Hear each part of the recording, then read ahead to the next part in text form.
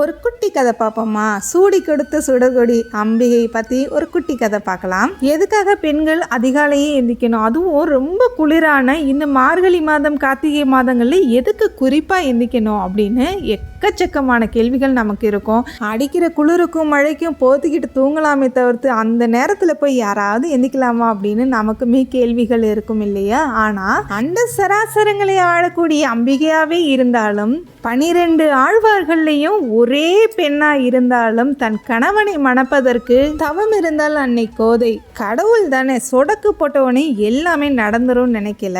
அம்பிகையும் சில விஷயங்கள்ல சில நோக்கங்களுக்காக கஷ்டப்பட்டாங்க. இது கோதை தாயாருக்கும் ஸ்ரீனிவாச பெருமாளுக்கான கதை மட்டும் கிடையாது. நம்ம விடக்கூடிய மூச்சு காத்துல கூட ஏகப்பட்ட வித்தியாசங்கள் இருக்கு. CO2 O2ன்னு ஒரே நேரத்துல மூச்சு விட்டாலுமே நமக்கு இவ்வளோ வேறுபாடுகள் இருக்கு. அதே மாதிரி தான் இந்த உலகத்தில் நெகட்டிவ் எனர்ஜி பாசிட்டிவ் எனர்ஜின்னு எக்கச்சக்கமாக இருக்குது. ஆனால் பாசிட்டிவ் எனர்ஜியை கொண்டு வரதுக்கு மட்டும் ஏன் இவ்வளோ கஷ்டம்? நெகட்டிவ் எனர்ஜி நம்மளை கேட்காமலே செயல்படும். பாசிட்டிவ் எனர்ஜி நம்ம உருவாக்கினா மட்டும்தான் செயல்படும். இது எதுக்காக சொல்கிறேன்னு கேட்குறீங்களா? எந்த ஒரு ஆணையுமே இறைவனுக்கு சமமாக நம்ம பார்த்தது கிடையாது. ஆனால் ஒவ்வொரு பெண்ணையுமே அம்பாளுக்கு சமமாக மட்டும்தான் பார்க்குறோம் இல்லையா? அப்படி ஒவ்வொரு பெண்ணோட வாழ்க்கை முறையும் சரியாக இருக்கணும்னு தாயார் கோதையாகவே பிறந்தால், ஆழ்வாராகவும் வாழ்ந்தால், தனது கட்டுக்கோப்பான வாழ்க்கையை கடவுளிடம் சேர்த்தாள்.